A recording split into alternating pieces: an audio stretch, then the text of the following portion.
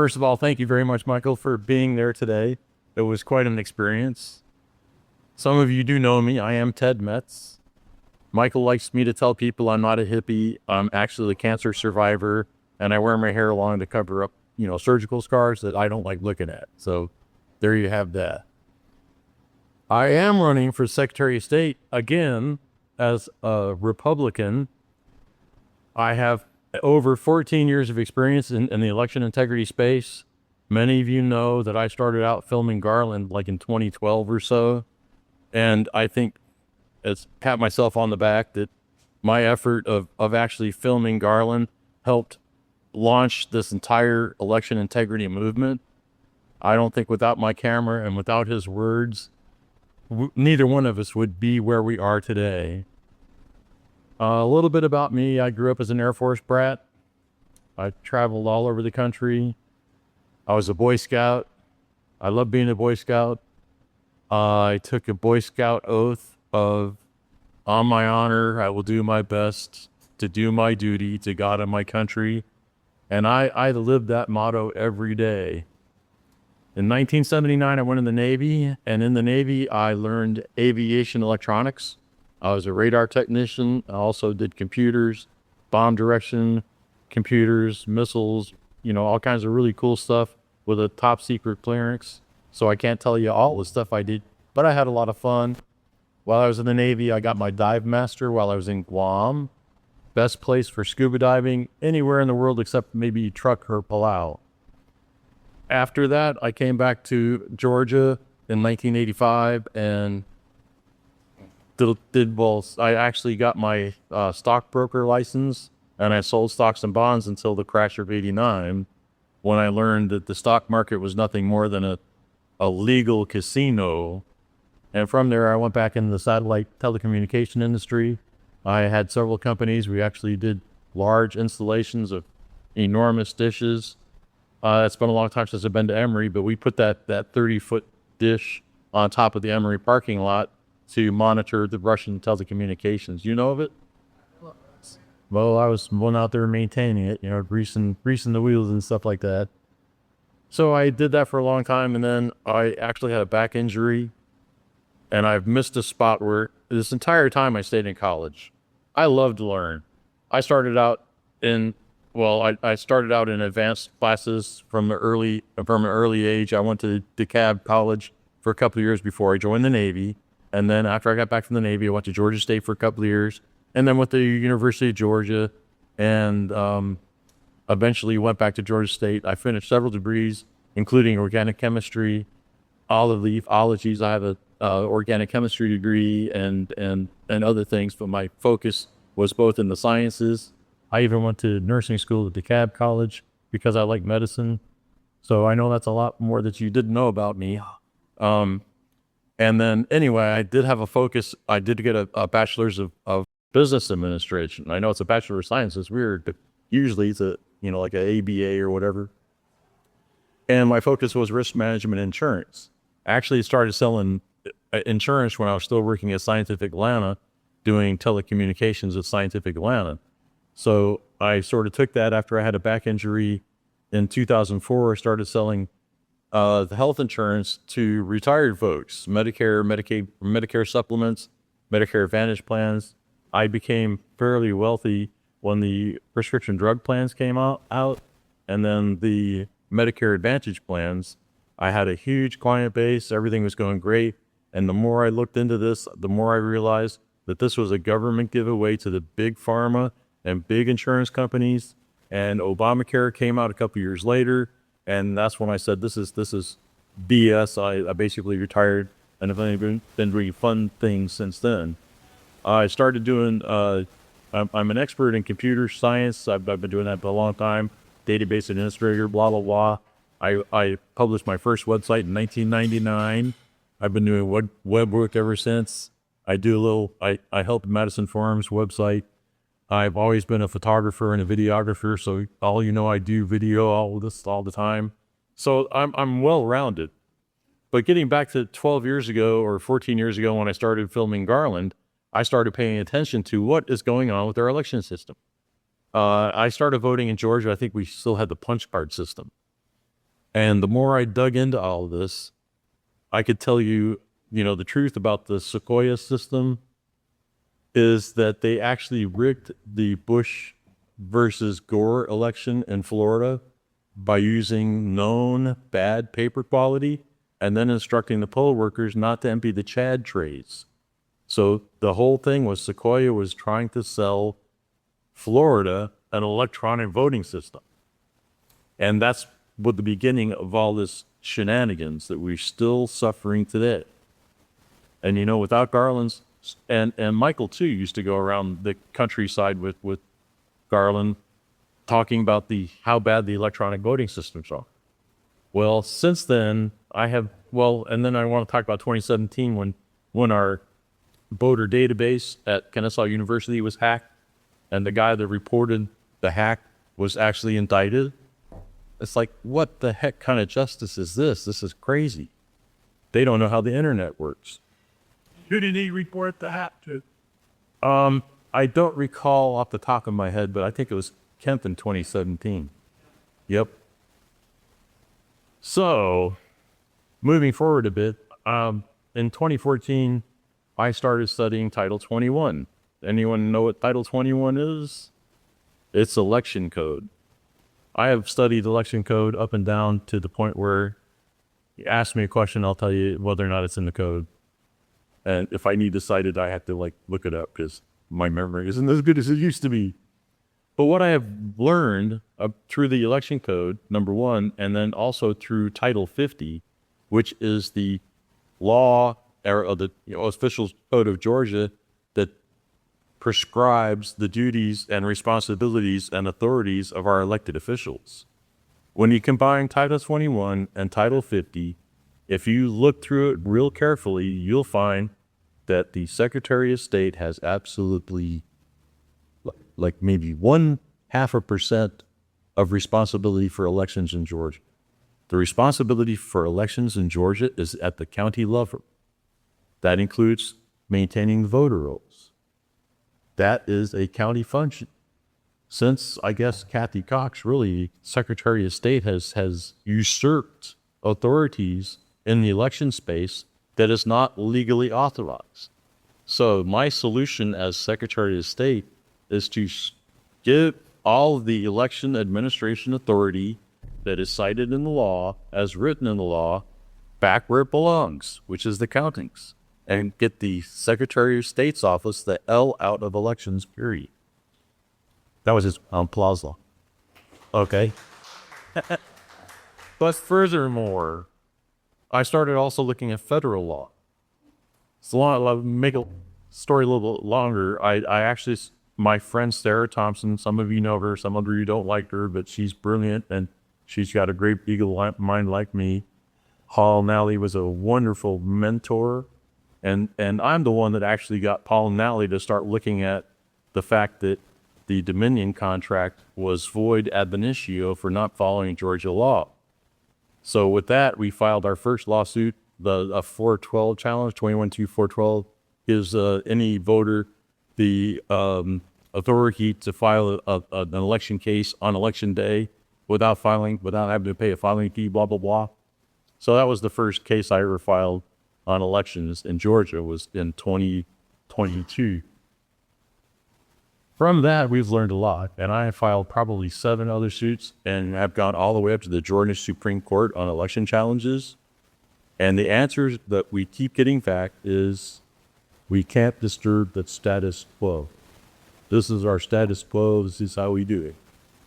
And my new I have 2 new slogans. One, the status quo has got to go. And number 2, iron or safest, most secure candidate. Everybody write down? So how many of you got to meet Mark Poole while he was here?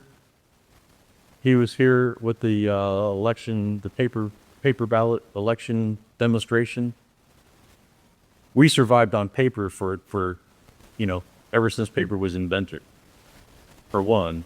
And for 2, at the highest security levels in our government and in our military, things are only exist on paper for eyes only. They don't do anything that's sensitive on the internet, except for maybe Hillary.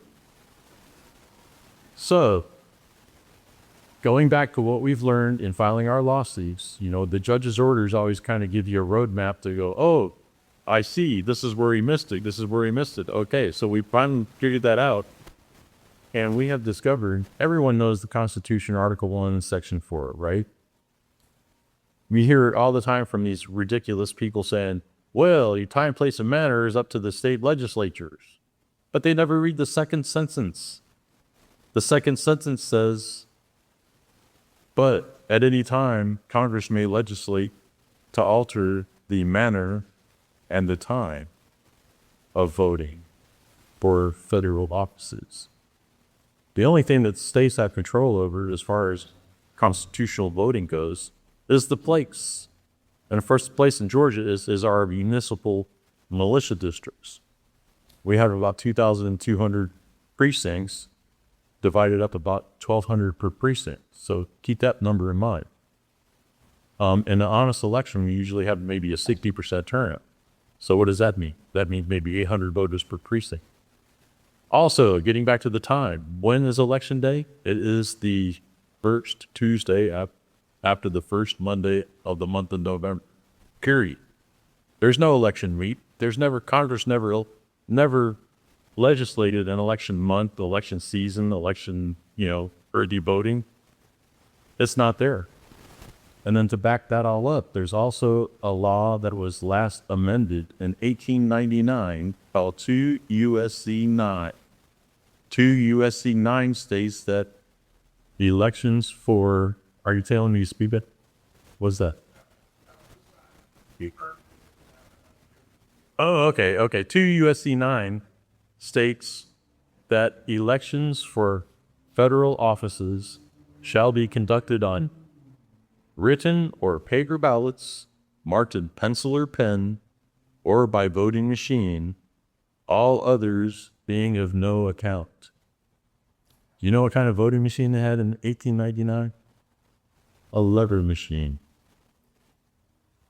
You know what 2122 is a Georgia code that says voting is also authorized on voting machine, also known as a lever machine. Electronic systems are never federally authorized for federal elections in the first place. It would be just so simple to say, okay, you're now going to follow a federal election law. The electronics out the window. We go back to paper ballots, hand marked on election day at the precinct in pencil or pen, and then counted to the precinct. The reason I asked about Mark Cool, he has a website called A-Countable, a-countable.com, and you can go and watch. You know how an actual official ballot looks like, right? It's got each race with each candidate.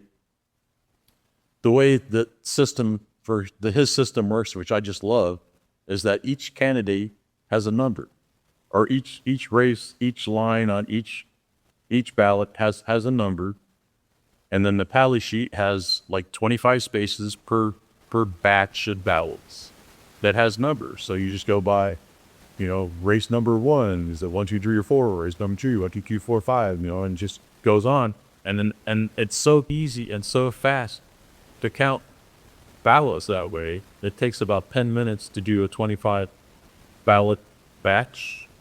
It's instantly reconciled. 2 people are calling the names, or the numbers actually, and 2 people are actually doing the reporting. And when they're done with that 25 count batch, they look at the numbers and say, oh, there's discrepancy on column 5. Let me get on column 5 and say, oh, I see where I just marking somebody. And they can fix it right then and there. Not a month later or 2 months later, still adjudicating, mail-in ballots, which we also need to get rid of. The only reason we should have absentee ballots is what the law basically states, is for travel or infirmity. What about soldiers? Oh, well, yeah, they travel. They're travelers too. So those are the only kinds of voting absentee ballots we should have. It's for people who are legitimately out of town or legitimately too infirm to actually show up at the poll. HAVA, everyone's heard of HAVA, Help America Vote Act? That's the thing that really kicked off all of our electronic voting systems. All HAVA was supposed to do was to comply with the Americans with Disabilities Act to supply one assisted voting machine per precinct for someone who's disabled. They never intended for the entirety to be all electronics. So getting rid of the machines is as easy as going back to federal law. Tallying the votes on election day at the precinct level is as easy as paper ballots with a pencil and some volunteers. During the 2022 recount, over 40,000 people in Georgia volunteered to help with the recount. 2,000 precincts, 40,000 people, that's 800 people per precinct. I think that would have covered at no cost to the state or the taxpayers. Paper's cheap. There's lots of ways to make sure that your paper is secure. Just like 21-437 is the law that dictates how paper ballots in Georgia shall be run. Not might be, not maybe, but shall be. It's still on the books. It's never been amended or repealed. So we already have the law in place. All we have to do is enforce the law.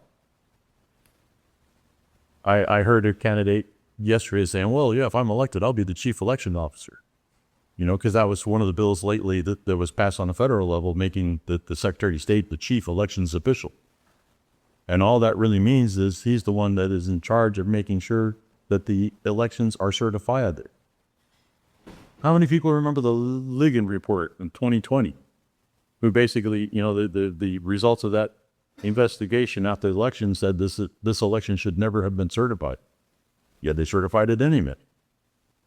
They keep doing this crap. Michelle Long Spears, I got to get a drink.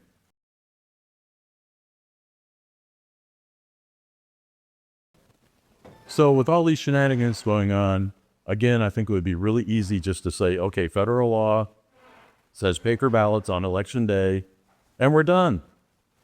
So that's my campaign platform on election integrity. My name's Ted Metz, tedmetz.com. Okay. Down. 159. They got two more that.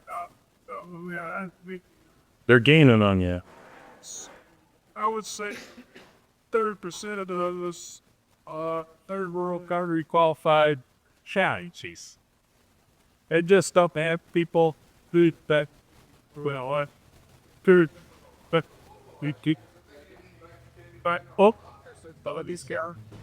Is this really difficult? So if they get called an election, we need to do some other change there somehow to get that county from Mike to another county. That's to the side. But we need to go back to basic, like you're suggesting. I fight the follows the law, the back a balance. But we also need to have this whole process completely redone. It is the organicus.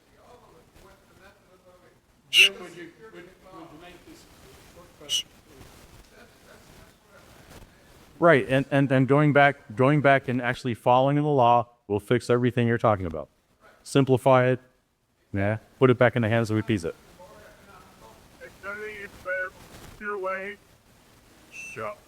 Here again, you count the ballots at the precinct on election day. Where is the chain of custody issue there? They're already there. Like poll workers right there. There's no transference. People that are viewing that is cutting down the number of weak links in the custody chain. Jenny, do you have a question? There's a popularly a right choice voting. Would that make paper ballot more likely analyzed to count? It would. I'm not necessarily a fan of ranked choice voting.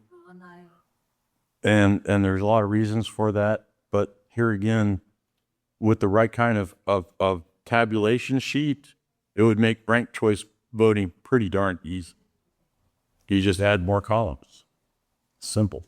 Ted, thank you very much. Thank you for having me. Again, thank you for coming down and enjoying the clown show this morning. Ted did great down there. He really did. And you can see what kind of candidate he is. And maybe that's why they're so frightened of him. Nobody that I have seen, Kelvin King doesn't have the technical expertise. None of them have the technical expertise and knowledge that Ted has. And Ted has taken cases to court, going up to the Supreme Court Of Georgia, yes. of Georgia. So he has been involved. He has been involved and quietly involved. And here they come after him for saying he's not qualified to be a Republican.